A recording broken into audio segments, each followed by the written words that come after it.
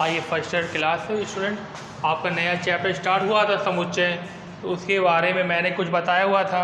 आज आपको कुछ चीज़ें और समझनी है, ठीक है। समुच्चय में कुछ चीज़ें आज और जानकारी लेते हैं, फिर आपकी एक्सरसाइज स्टार्ट हो जाएगी, ठीक है। तो यहाँ पे ये कंफर्म करना है कि समुच्चय है, तो समुच्चय हर चीज़ का नहीं बनता है, ठीक।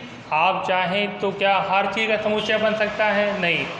जो चीज़ें आपकी 100% निश्चित हैं, हर चीज़ का समुच्चय नहीं बनता आपका, ठीक है। जो चीज़ें आपकी निश्चित हैं, जो बिल्कुल 100% श्योर है, उसी का ही समुच्चय बनता है। जिसमें 1% का भी आपका डाउट है तो वो फिर आपका समुच्चय नहीं बनता है। तो मैंने देखिए लिख दिया है, जो चीज़ें निश्चित होती हैं या जिन्हें पूर्ण रूप से गिना जा सके, ठीक है, बिल्कुल पूर्ण रूप से गिना जा सके, केवल उन्हीं का समुच्चय बनता है। जैसे तो ये मैंने कुछ एग्जाम्पल दिए जिनका समुच्चय बनेगा, और फिर एग्जाम्पल दिया कि कुछ का समुच्चय नहीं बनेगा। जैसे बने कैसे? एक विद्यालय में पढ़ने वाले छात्रों का समुच्चय, ठीक। कोई आपका विद्यालय है, उसमें पढ़ने वाले छात्रों का समुच्चय, तो क्या ये आपका एक निश्चित है? किसी विद्यालय में पढ़ने वाले छात्रों का समुच्चय बनाया जा सकता है आपका? यस। कोई भी विद्यालय है, उसमें कुल कितने विद्यार्थी पढ़ते हैं, कुल कितने छात्र पढ़ते हैं, ये कन्फर्म होता है, ठीक है। रिजल्ट सारा क्लियर होता है कि हमारे विद्यालय में इतने छात्र पढ़ते हैं, तो चूँकि ये फिक्स है तो इसका समुच्चय बन जाएगा।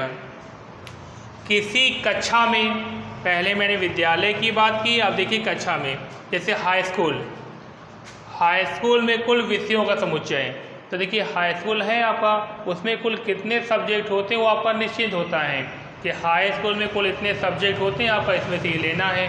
तो क्या इसका समुच्चय बन जाएगा आपका? यस, क्योंकि हाई स्कूल में जो आपके विषय हैं वो आपके निश्चित हैं, कितने ही होते हैं। जैसे किसी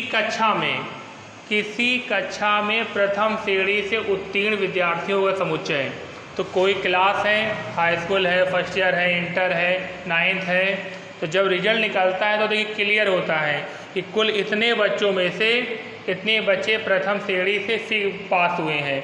तो चूँकि उसका क्लियर होता है कि हाँ 100% इतने बच्चे हैं जो फर्स्ट डिवीज़न से पास हुए हैं, तो इसका समुच्चय बन जाएगा। तो मैंने अभी बताया है कि जो चीज़ आपकी 100% श्योर होती है, जिन्हें पूर्ण रूप से गिना जा सकता है, उसका समुच्चय बनता है। अब किसका नहीं बनेगा?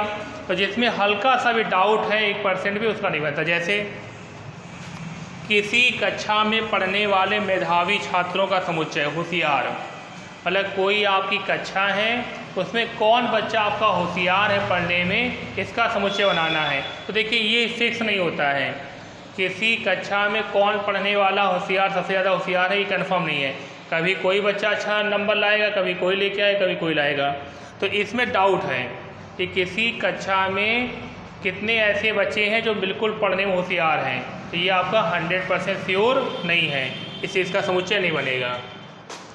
किसी कक्षा में लंबे कद के छात्र, अब ये कोई पता तो होता नहीं कि भाई कौन आपका लंबा कहलाएगा, कौन आपका छोटा कहलाएगा, कोई निश्चित माप तो होती नहीं है कि हाँ ये माप से इतने से ऊपर ये लंबा है और ये, तो चूँकि इसे हम निश्चित रूप से कंफर्म नहीं कर सकते हैं, तो इसका समुच्चय नहीं बनेगा।